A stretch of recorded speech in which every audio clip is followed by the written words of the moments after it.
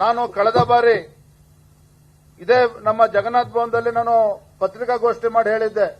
ಏನೊಂದು ಅಂಶವನ್ನು ಹೇಳಿದ್ದೆ, ಸಿದ್ದರಾಮಯ್ಯನವರ ಬಾಮೈದ, ಮುಖ್ಯಮಂತ್ರಿಗಳ ಬಾಮೈದ ಅವರು ಏನು ದೇವರಾಜ್ ಅವರಿಂದ 3 ಎಕರೆ 16 ಗುಂಟೆಯನ್ನ ಖರೀದಿ ಮಾಡಿದ್ರು ಮೈಸೂರಿನಲ್ಲಿ.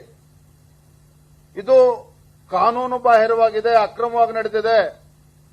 ಕಾರಣ ಅಂತ ಹೇಳಿದ್ರೆ ಆ ಜಮೀನೇನು ಮುಖ್ಯಮಂತ್ರಿಗಳ ಬಾಮೈದಕ್ಕೆ ಕೊಟ್ಟಿದ್ದಾನೆ ಆ ದೇವರಾಜ್, ಅವನು ಒರಿಜಿನಲಿ ಅವನಿಗೆ he was not the title holder. ದೇವರಾಜ್ಗೆ ಜಮೀನು ಆ ಓನರ್ಶಿಪ್ ಇರಲೇ ಇಲ್ಲ ಅನ್ನುವ ಅಂಶವನ್ನು ಕೂಡ ನಾನು ಹೇಳಿದ್ದೆ. ಮತ್ತೊಂದು ಅಂಶವನ್ನು ಹೇಳಿದ್ದೆ,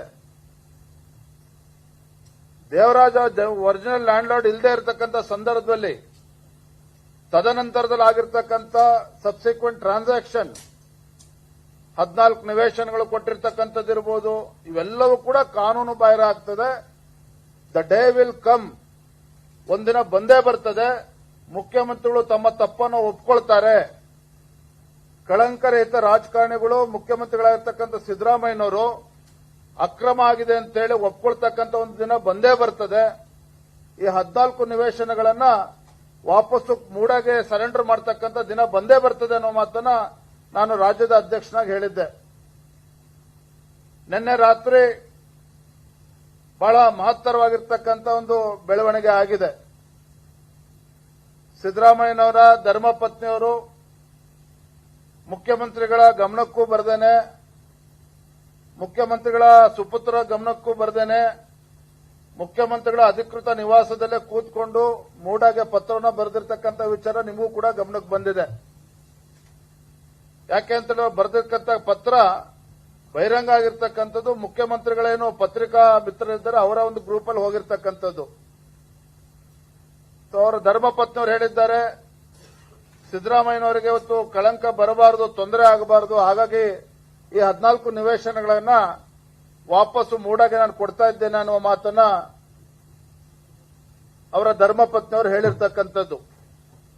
ಇವತ್ತು ನಾನು ನಮ್ಮ ತಮ್ಮ ಮುಂದೆ ಇಡ್ತಕ್ಕಂಥ ಪ್ರಶ್ನೆ,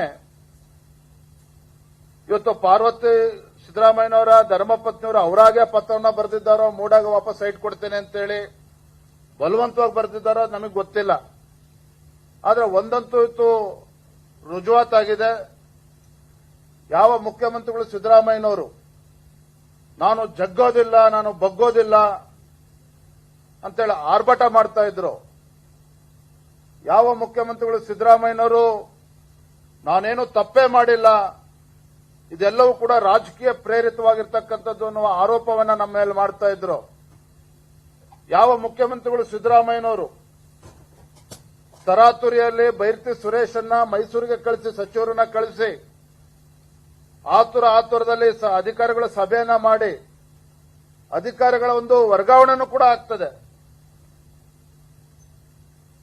ಯಾವ ಸಿದ್ದರಾಮಯ್ಯನವರು ನಾನು ಇದ್ಯಾವುದಕ್ಕೂ ಕೂಡ ಹೆದರೋದಿಲ್ಲ, ನಾನೇನು ತಪ್ಪೇ ಮಾಡಿಲ್ಲ ಅಂತ ಹೇಳ್ತಾ ಇದ್ರು ಮುಖ್ಯಮಂತ್ರಿ ಸಿದ್ದರಾಮಯ್ಯನವರು. ಮತ್ತೊಂದು ಕಡೆ ಸಿದ್ದರಾಮಯ್ಯನವರು ಹೇಳ್ತಾರೆ, ಮುಖ್ಯಮಂತ್ರಿ ರಾಜ್ಯದ ಮುಖ್ಯಮಂತ್ರಿಗಳು, ನಾನ್ಯಾಕ್ರೆ ಸೈಟ್ ವಾಪಸ್ ಕೊಡಬೇಕು, ನಾನ್ಯಾಕೆ ವಾಪಸ್ ಕೊಡಬೇಕು, 62 ಕೋಟಿ ಕೊಡ್ತಾರ ನನಗೆ, 62 ಕೋಟಿ ನನಗೆ ಕೊಟ್ರೆ ನಾನು ವಾಪಸ್ಸು ನಿವೇಶನಗಳನ್ನ ಕೊಡ್ತೇನೆ ಅನ್ನೋ ಮಾತನ್ನ ಸ್ವತಃ ಮುಖ್ಯಮಂತ್ರಿಗಳು ಸಿದ್ದರಾಮಯ್ಯನವರು ಹೇಳಿದ್ರು.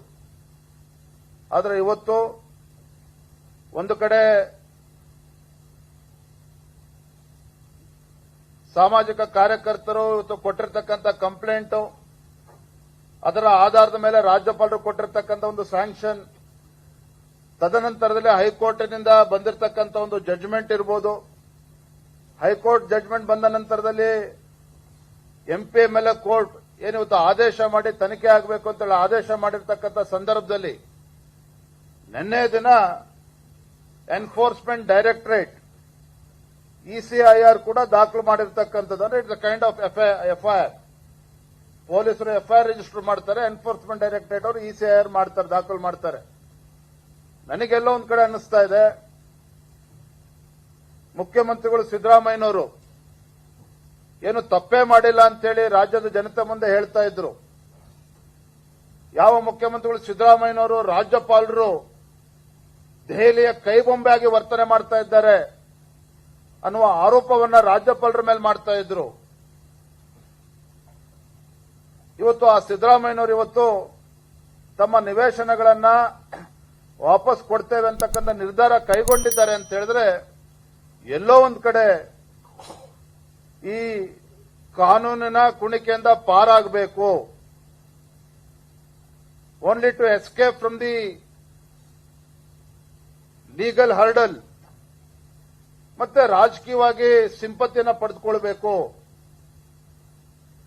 ಮತ್ತೆ ತಮ್ಮ ಸ್ವಪಕ್ಷದಲ್ಲಿ ಇವತ್ತೇನು ತೊಡೆ ತಟ್ಟೋದಕ್ಕೆ ತಯಾರಾಗಿದ್ದಾರೆ.